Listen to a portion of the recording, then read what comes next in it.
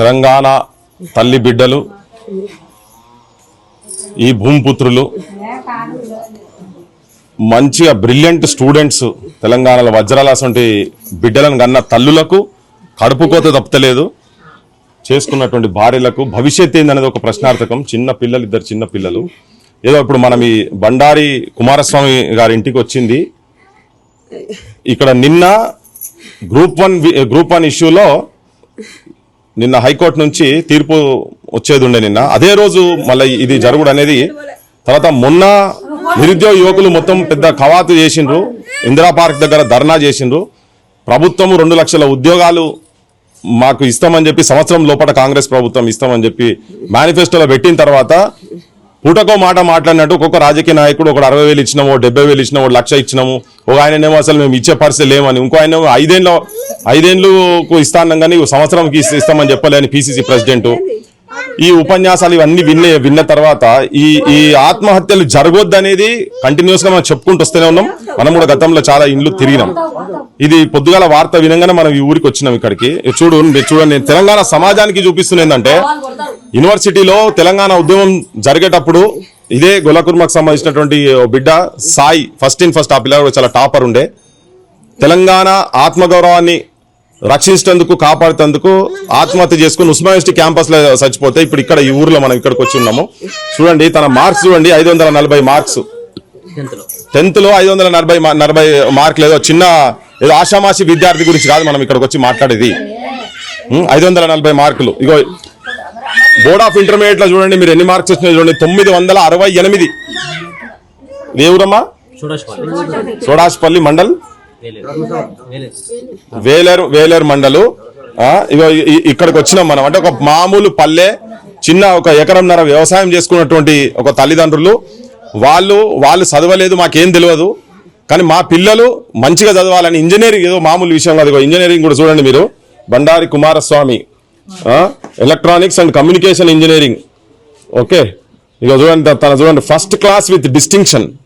ఏదో సామాన్యమైన విద్యార్థి కాదు తన, ఫస్ట్ క్లాస్ విత్ డిస్టింక్షన్. ఇంత పేద కుటుంబంకి వెళ్ళి వచ్చి కష్టపడి చదువుకొని ఆఖరికి అంటే ఇప్పుడు ఈ సావుకు తెలంగాణలో ఉన్నటువంటి నిరుద్యోగ యువకుల పరిస్థితి ఎట్లా ఉన్నదని చెప్పేటందుకు పెద్ద అద్భుతమైన అద్దం పట్టినట్టు నిదర్శనం ఇది. ఈ సావుకు కారణం, ఈ ఆత్మహత్యలు ఏంటంటే ఇంజనీరింగ్ అంటే వాళ్ళు ఎంతైతే చదువుకున్నారో చదువుకు తగ్గట్టుగా వాళ్ళకు ఉద్యోగాలు వస్తలేవు. ఇంజనీరింగ్ చదివి డెలివరీ బాయ్గా పనిచేయలేక ఆత్మవంచన జరుపుకుంటా, వ్యవసాయం కూడా చేయలేక ఎక్కడో ఉండాల్సినటువంటి వ్యక్తి ఇలా చాలా ముఖ్యమంత్రులు వీళ్ళందరూ మాట్లాడుతున్నారు. మేము దావోస్కు పోయి 1,000 కోట్ల రూపాయలు ఇక్కడికి ఇన్వెస్ట్మెంట్స్ తీసుకొచ్చినాం, 49,500 ఉద్యోగాలని పోయినసారి చెప్పిండు.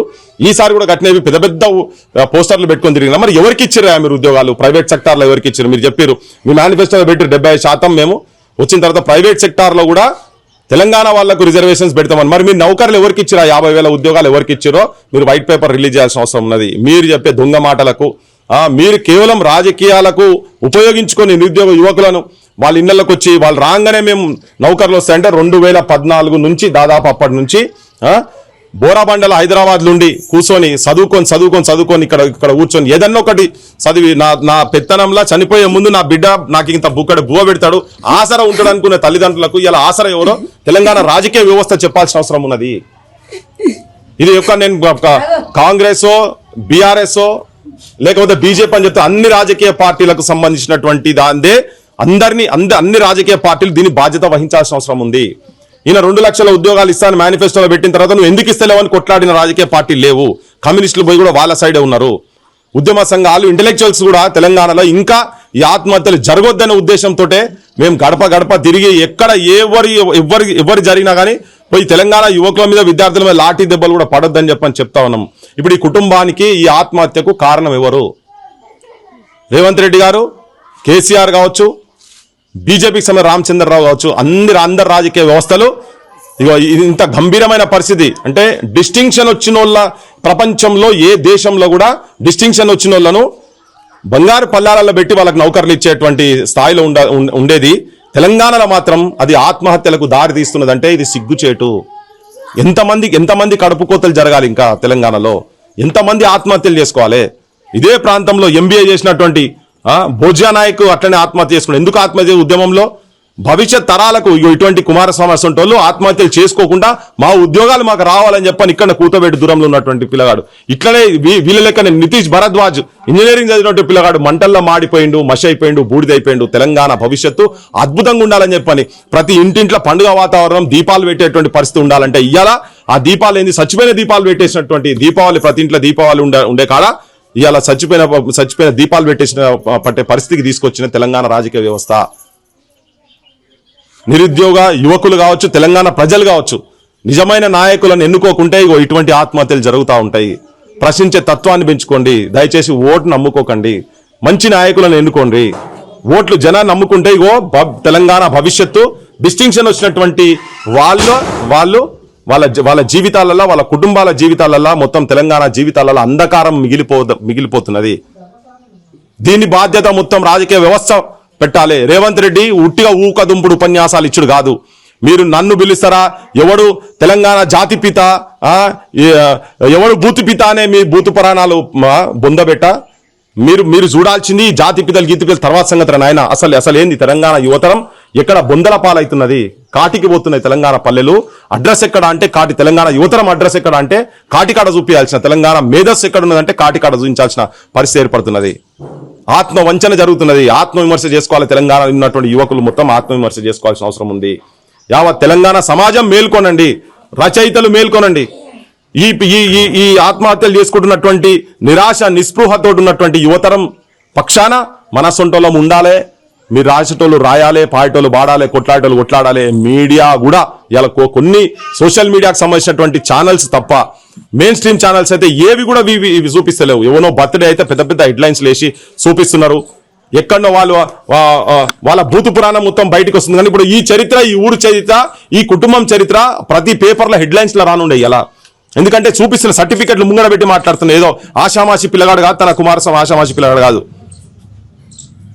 తెలంగాణ మేధస్సును పొందబెట్టే స్థాయికి తెలంగాణ రాజకీయ వ్యవస్థ ఉన్నదని చెప్పని తెలంగాణ సమాజానికి చెప్పదలుచుకున్నాం. అందుకే ఇలా రోడ్ల మీద వచ్చి మాకు ఉద్యోగాలు కావాలి, ప్రైవేట్ సెక్టార్లను ఏ ఉద్యోగాలైనా పర్వాలేదు, ఇక్కడ నీళ్లు వాడుకుంటున్నారు వాళ్ళు, ఇక్కడ కరెంటు వాడుకుంటున్నారు వాళ్ళు, ఈ గాలి పీల్చుకుంటారు, ఇక్కడ భూమి తీసుకుంటున్నారు. మరి వాళ్ళకు 70% మీరు రిజర్వేషన్స్ ఇస్తా అంటే మరి ఎవరికి ఇచ్చారు, ఎవరికి వస్తున్నాయి? ఏ ఉత్తర హిందుస్థాన్కి వెళ్ళి వస్తుందా, ఆంధ్ర ప్రాంతానికి వెళ్ళి వస్తుందా? మరి టాలెంట్ ఉంది కదా, టాలెంట్ ఉన్న దగ్గర కూడా, టాలెంట్ లేకుంటే వేరే విషయం, స్కిల్ సెట్ లేకుంటే వేరే విషయం, స్కిల్ సెట్ ఉన్నటువంటి వాళ్ళు కూడా ఆత్మహత్యలు జరుగుతున్నాయంటే ఇది ఆఖరి ఆత్మహత్య కావాలని 1200 మంది పిల్లలు లెటర్లు రాసి చచ్చిపోయినరు. కానీ ఇవాళకి మళ్ళీ అదే తరము చదువుకున్నటువంటి వాళ్ళు ఆత్మహత్యలు చేసుకున్నాడని ఇది తెలంగాణకు శాపంగా మారిందా ఏమర్థమైతే. ఓ దిక్కు రైతుల ఆత్మహత్యలు జరుగుతున్నాయి, నిరుద్యోగుల ఆత్మహత్యలు జరుగుతున్నాయి. ఇది ఆపాల్సిన అవసరం లేదు. ప్రజలు కూడా ఎక్కడ రాజకీయ వ్యవస్థ, ఎక్కడ రాజకీయ నాయకులు ఎక్కడున్నా కానీ అడగాల్సిన అవసరం ఉన్నది. మా పిల్లలకు మీరు మేనిఫెస్టోలలో పెట్టి ప్రామిసులు చేసి మీరు వాగ్దానాలు చేసిండ్రు కదా, ఆ వాగ్దానాలు ఎందుకు నెరవేర్తలేవు అని చెప్పని రాజకీయ వ్యవస్థను, రాజకీయ నాయకులను ప్రతి ఊర్లో తిరగబడాల్సిన అవసరం ఉన్నది. ఊరికో 10 మంది తయారయ్యి రాజకీయ వ్యవస్థను ప్రశ్నించాల్సిన అవసరం ఉన్నదని చెప్పి ప్రజలకు విజ్ఞప్తి చేస్తున్నాం. అమ్మా, మేము ఈ పొద్దుగల పేపర్లో చూడంగానే మాకు ఉండబుద్ధి కాక వచ్చినాం తల్లి ఇవాళకి. ఇవాళ మా ఎన్ శంకర్ అన్న తల్లి ఇవాళ దినం ఉండే, ఆడి కూడా పోకుండా వచ్చి మంచి చదువుకునే పిల్లగాడు నౌకర్ రాలే ఇటువంటి వాళ్ళకే నౌకర్ రాకుండా ఎట్లమ్మా. అందుకే ఇగో వీళ్ళ కన్నీటి సాక్షిగా నేను తెలంగాణ యువతరానికి, తెలంగాణ కుటుంబాలకు చెప్తున్నా, మీరు ఓట్లు అమ్ముకునేది అనే సంస్కృతికి బొందబెట్టండి. రాజకీయ వ్యవస్థకు బానిసత్వం చేసేటువంటి వ్యవస్థ బొందబెట్టండి. ఇంకెన్ని వందల మంది, ఎంత వేల మంది తెలంగాణ తల్లులు గర్భశోకం అనుభవించాలి. మంచి రాజకీయ నాయకత్వం ఈ భవిష్యత్తు గురించి కాదు కదా, ఇయ్యాలడు కాదు. కాల్పులలో చచ్చిపోయిన కాడికెళ్ళి మొదలు పెడితే 52లో ఇడ్లీ సాంబార్ కాడికెళ్ళి మొదలు పెడితే 54లో విద్యార్థి యువకులు చచ్చిపోయినారు, 69లో చచ్చిపోయినారు, మళ్ళా మొన్న ఆత్మహత్యలు చేసుకొని చచ్చిపోయినారు. నక్సలైట్ల దిక్కుపోయి అక్కడ తుపాకులు పట్టిన వాళ్ళు చచ్చిపోయారు, అట్లా కూడా చదువుకున్న వాళ్ళు పోయినారు. ఇగో ఇక్కడ కూడా ఇప్పుడు ఈ కుటుంబాలు ఇట్నే జరుగుతున్నాయి. ఈ ఆత్మహత్యలు తెలంగాణ యువతరానికి నేను విజ్ఞప్తి చేసుకున్నా, Telangana needs soldiers not martyrs. తెలంగాణకు సైనికులు కావాలి, అమరులు వద్దు. ఆత్మహత్యలు బంద్ చేయండి. మేము ఉన్నాం ఇక్కడ, క్రాంతిదల్గా పృథ్వీరాజ బూటాసంటోలో ఉన్నాం మేము ఇక్కడ. ఇటువంటి ఛానల్స్ ఉన్నాయి ఇక్కడ, మన తొలివేలు కావచ్చు, కాలేజ్ కావచ్చు, ప్లస్ టీవీ కావచ్చు, ఇట్లా చాలా మంది ఇలా యూట్యూబర్స్ చాలా మంది ఉన్నారు బయట. అటువంటి వాళ్ళకి మీ బాధలు ఉంటే రండి, మనం కలిసి కొట్లాడదాం, ఒక నూతన తెలంగాణ సమాజాన్ని నిర్మాణం చేసే ప్రయత్నం చేద్దాం. దయచేసి ఆత్మహత్యలు చేసుకోవద్దు.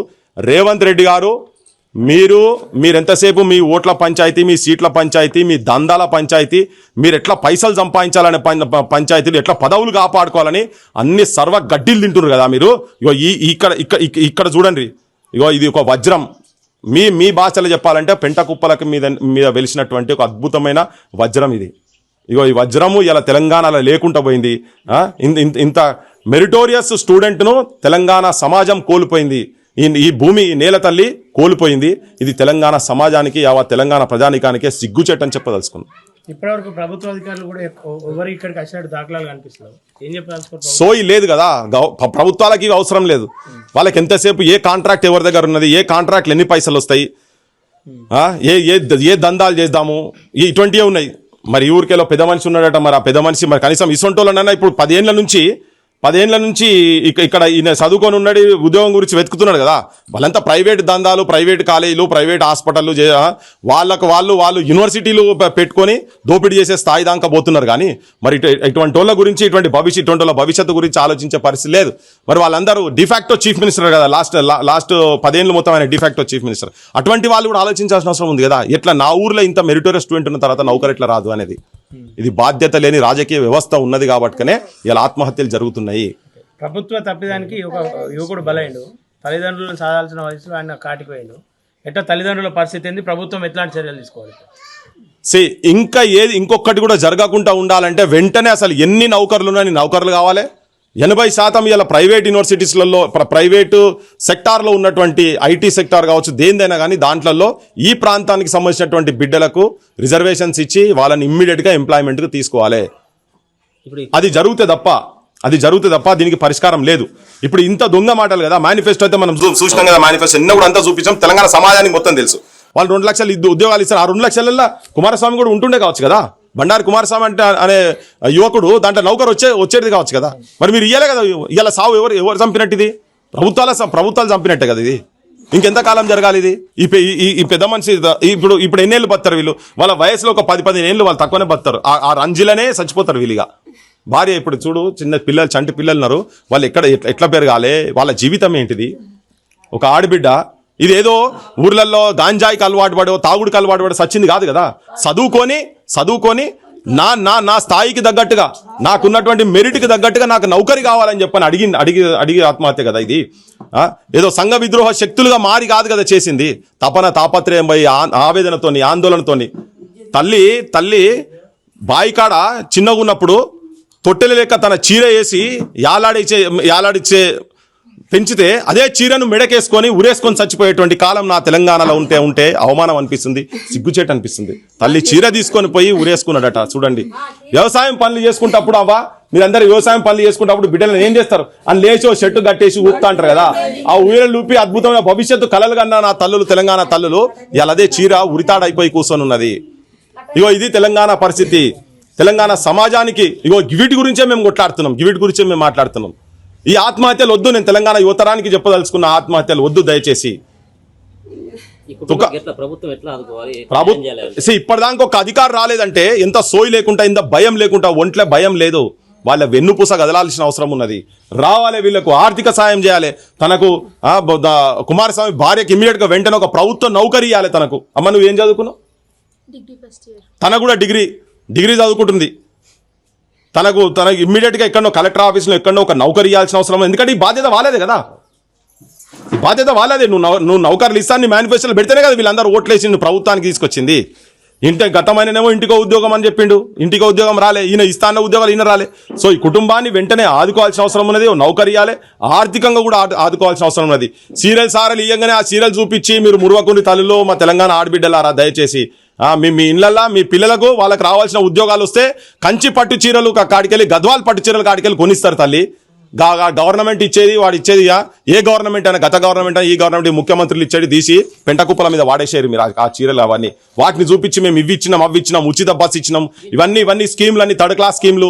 బంగారం ఇస్తాం, బంగారం లేదు, మన్ను లేదు, మషాడం లేదు, అన్ని ఉట్టియా. ఇవన్నీ ఏమి ఇయ్యకండి. తెలంగాణలో చదువుకున్న వాళ్ళకి ఉద్యోగాలు ఇవ్వండి. వాళ్ళ తల్లిదండ్రులను, వాళ్ళ భార్య పిల్లలను వాళ్ళే పోషించుకుంటారు. వాళ్ళకి నెలకు లక్షల రూపాయలు వచ్చే ఉద్యోగాలు వదిలిపెట్టి బిచ్చమేస్తురా తెలంగాణ ప్రజలకు. మీరు యువతరానికి మీరు ఉద్యోగాలు ఇవ్వండి. మీరు ఆడిన మాటల మీద నిలబడండి. లేకుంటే చేత కాకపోతే రిజైన్ చేసి ఇళ్లలో కూర్చోండి. మీ పిల్లలు ఒకటి, తెలంగాణలో చదువుకున్న పిల్లలు ఒకటిగా పెట్టకండి. మీ ఏ రాజకీయ నాయకుని బిడ్డలకు ఎవరికన్నా ఇన్ని మార్కులు వచ్చినాయో చూపియండి.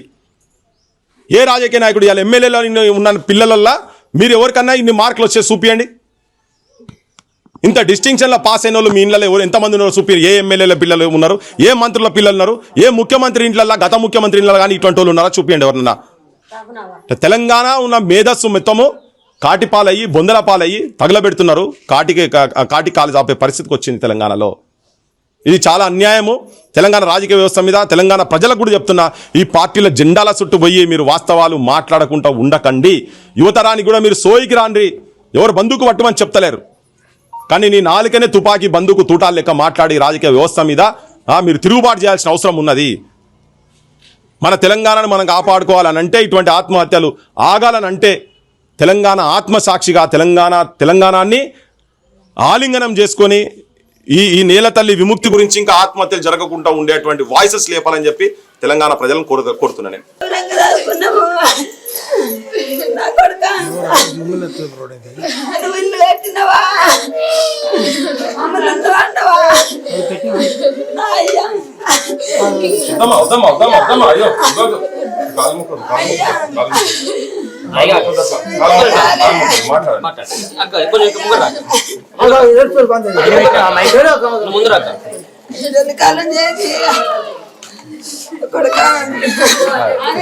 వాయిస్ వస్తుందా?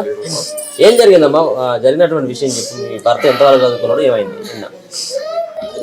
ఏం జరగదు, ఆయనకు ఎప్పుడు జాబ్ రాలేదని బాగా ఉంటది. అసలు మస్తు చదువుతాడు, ఫుల్ చదువుతాడు. హిందీ వచ్చు, ఇంగ్లీష్ వచ్చు, అన్ని వచ్చు, పర్ఫెక్ట్ గా వచ్చు. అన్ని చేసేది, అన్ని అప్లై చేసేది. ఎన్ని ఆశ కొట్టుకున్నాడు, ఫుల్ చేసేది. ఎదురైన జాబ్ అప్లై చేసేది. బీటెక్. మిమ్మల్ని అందరూ వదిలేసి కూడా హైదరాబాద్ ప్రిపేర్ అయ్యండి వచ్చేమన్నా? ఎక్కడ చదువుకునేది? తెలియక ముందు చేసిండు. మేము పెళ్ళైనాక బోర్బండ పోయినాం, అక్కడ ప్రిపేర్ అయినా. అడేం పని చేయకుండా వాళ్ళు ప్రిపేర్ అయ్యారా? చేసుకుంటూ ప్రిపేర్ అయిపోయి. ఏమని చెప్పేది మరి నీకు పెళ్ళైన తర్వాత? ఏమైనా ఇట్లా జాబ్స్ గురించి ఏమైనా చెప్పేది? నాకు ఉద్యోగం రాలేదు ఏమని చెప్పేది? చాలా బాధపడేది. ఇంత బాధ అయినా అని నాకు ఏది లక్కు లేదు అనిపించేది. బాగా మనసులో పెట్టుకునేది చాలా. అంటే జరిగే ఒక రోజు ముందు ఏమన్నా మీతో మాట్లాడడం జరిగిందా? ఏం లేదు, మంచిగానే ఉన్నా అంటాడు అంతే. అనే లోపల బాధ పెట్టుకునేది. ఇదే బాధ ఉండేది, ఇదే బాధ. ఆయనకి చదివించి బాగా అన్నయ్య. అంత చదువు చదివింది కదా, ఏం పని చేసేది ఇక్కడ మరి? ఏమైనా రెగ్యులర్ గా పని చేసేదా? ఇక జాబ్ రాలేదని ఆశ కొట్టేసుకుని కానీ మొన్న నుండే వ్యవసాయం చేస్తాను సార్. అంతకుముందు ఏం చేసేది? చేసిండు కానీ నాకు నచ్చలే. ఇంత మార్కులు వచ్చినాయి ఇంత చేసిన నాకు అని ఒక 2 నెలలు చేసిండు, నచ్చలే. లేదని ఊరికే బాధపడేది, నచ్చలేదు. ఎంతమంది పిల్లలు? 2 బాబులు. పెద్దనే 10, చిన్ననే 2 ఏళ్ళు 3 పడ్డాయి. 3 చిన్న ఏజ్. ఇబ్బంది కదా చాలా ధైర్యం చెప్పిన సార్, రాకున్నా అని ఉందామని చెప్పిన. ఆయన అసలు మనసు ఒప్పుకోలే. బాగా చదివేది, వ్యవసాయం పని చేసుకోవడం ఆయనకు మనసు ఒప్పుకోలే. ఎన్ని గంటలకు చేసుకున్నాడు? ఎక్కడ చేసుకున్నాడు? ఎట్లా చేసుకున్నాడు? నేను పని పోయినా సార్, మంచిగానే ఉండదు నాతోని.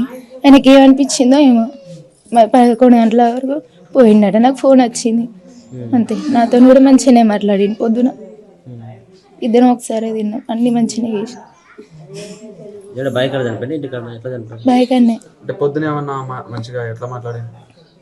రోజు లెక్కనే మాట్లాడి మామూలుగానే. ఆయన ఏం ఇట్లా బాగా మాట్లాడచ్చు సార్, మామూలుగానే.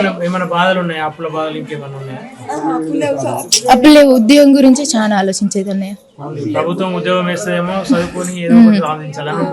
అదే ఉండేది.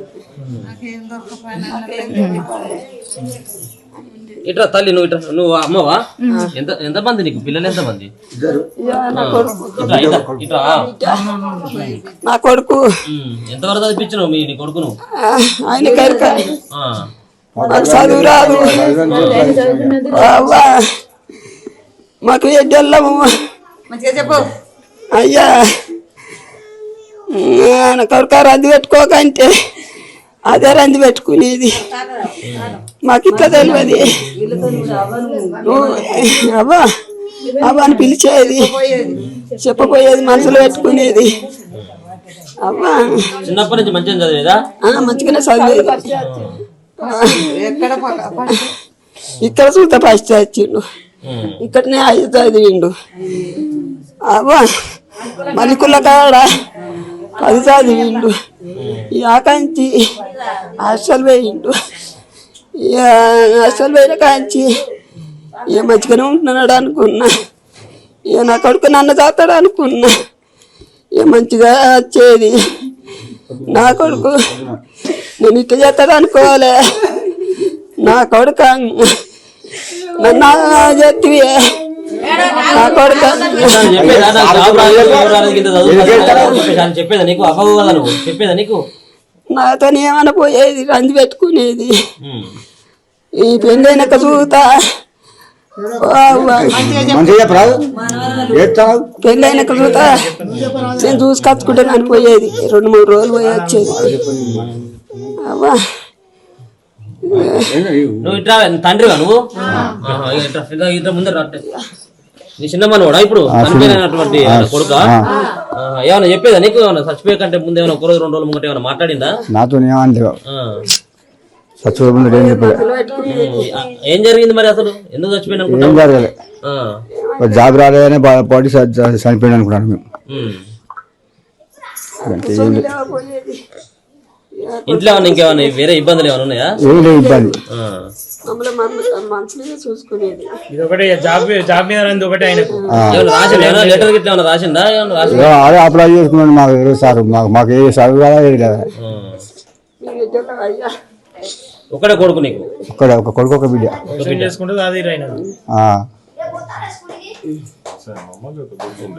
జీవాలు ఏమైనా ఉన్నాయా? ఏమి లేవు. చిన్న ఉన్నప్పుడు ఏమైనా ఉన్నాయి ఆయన? మాకు చిన్ననాటి నుంచి ఎన్నో లేవు. జీవాలు ఏం లేవు. ఏమి లేవు. పొలం 1.5 ఎకరాలు ఉన్నది. కుసుకో 2 ఎకరాలు ఉన్నది. మీ మధ్య కొడుకేనా?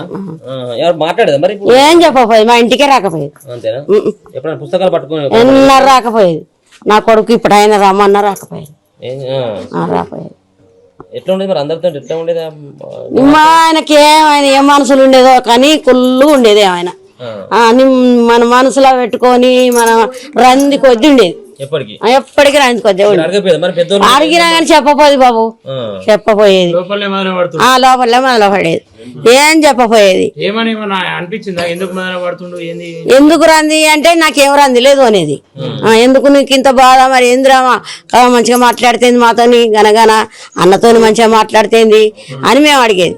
అంటే అసలే సప్పుడు అయిపోయేది. మళ్ళా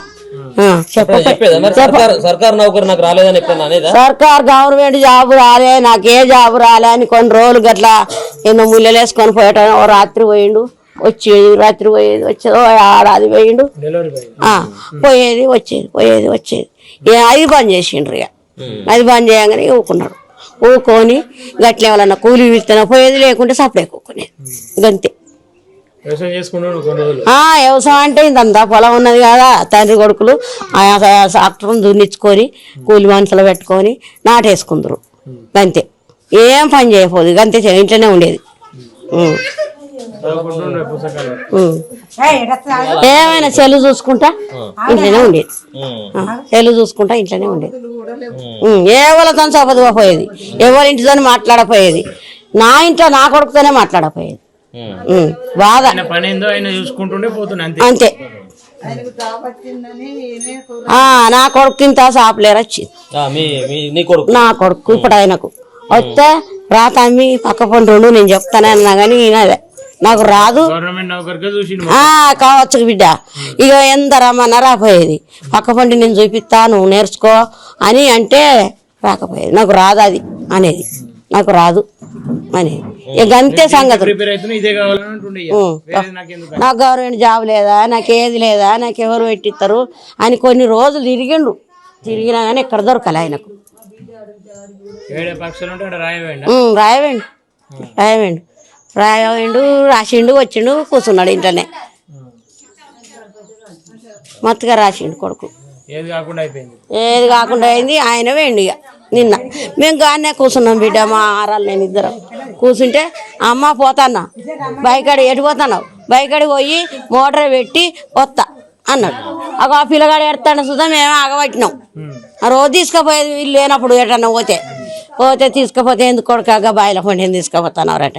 ఉంటలేడా పెద్దమ్మ తీసుకుపోతా అని తీసుకొచ్చే ఆనాడు ఏందో కానీ మరి ఎందుకు తీసుకుపోలే, నిన్న తీసుకుపోలే.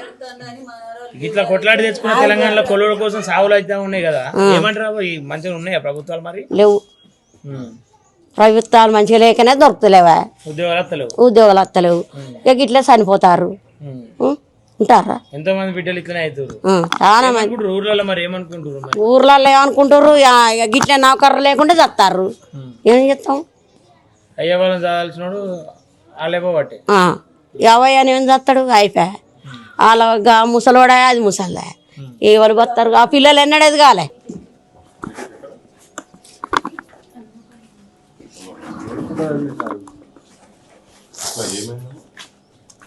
జాబ్ రాలేదు, ప్రిపేర్ చాలా ప్రిపేర్ అయినా కానీ ఏ జాబ్ రాలేదు. 2014 అయిపోయిందా? 16లోనా? ఆయన మా బావ ఉన్న ఆయన ఒక్క క్లాస్. ఎవరు తననా? ఏది బ్రాంచ్ ఏది చదివినావు? బీటెక్ ఏది బ్రాంచ్? ఈసీయా?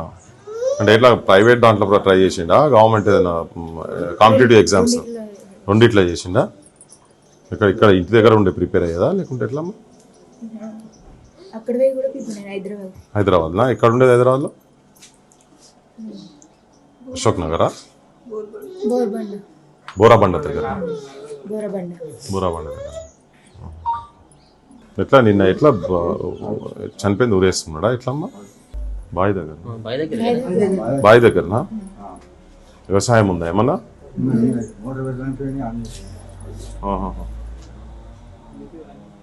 అట్లా వ్యవసాయం భూమి ఉందా?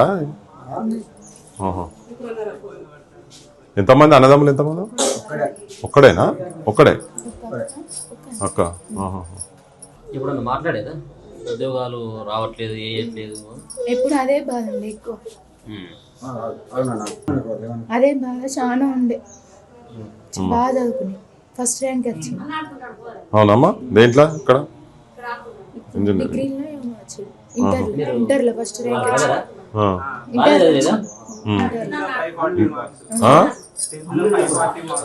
540. ఇటు రాబా, ఇటు వస్తారా? మాట్లాడదాం. ఇంటర్మీడియట్లో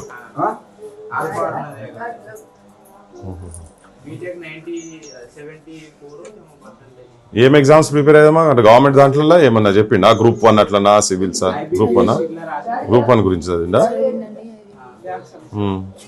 బ్యాంక్ సర్వీసెస్ కూడా.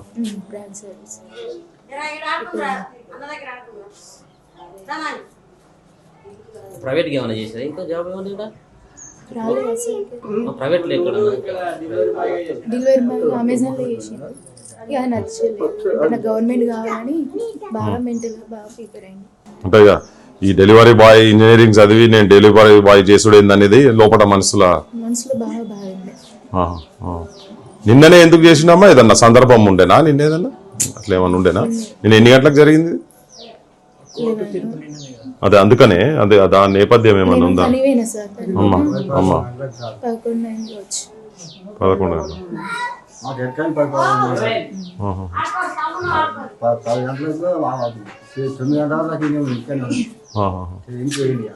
అచ్చా. ఫోన్ కూడా ఇంటికన్నా పెట్టిపోయిందా?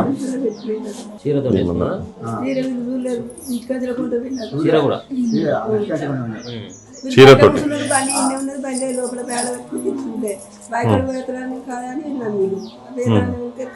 ఇంకా ఒకటే మనస్తాపం అంతే, ఏం లేదు ఇంకా, అంతే కదా? ఓన్లీ నౌకర్. అమ్మా చదివేదా? పుస్తకాలు ఉన్నాయా ఏమన్నా తనే? ఒక్కసారి తీసుకోమ్మా, పుస్తకాలు ఉన్నాయా? ఒకసారి పుస్తకాలు తీసుకో. అంటే హైదరాబాద్ బోరాబండలు ఉన్నాయి కాక ఇక్కడ ఏమైనా ఉన్నాయా?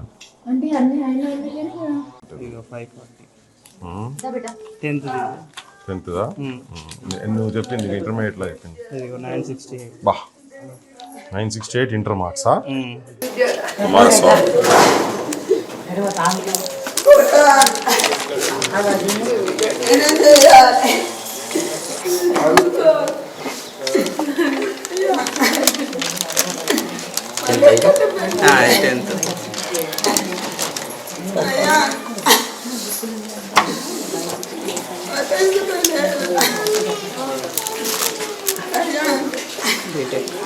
బీటెక్ డిస్టింక్షన్ ఎక్కడ బీటెక్ దిగుతుంది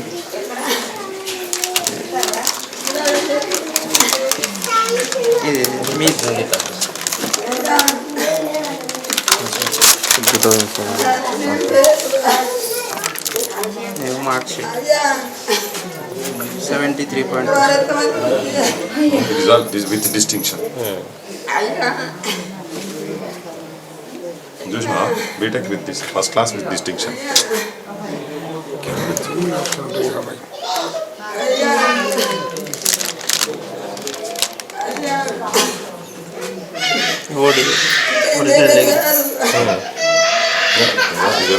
మార్క్స్ బీటెక్ ఫస్ట్ జేఎన్టీ ఇక్కడ వాగ్దేవి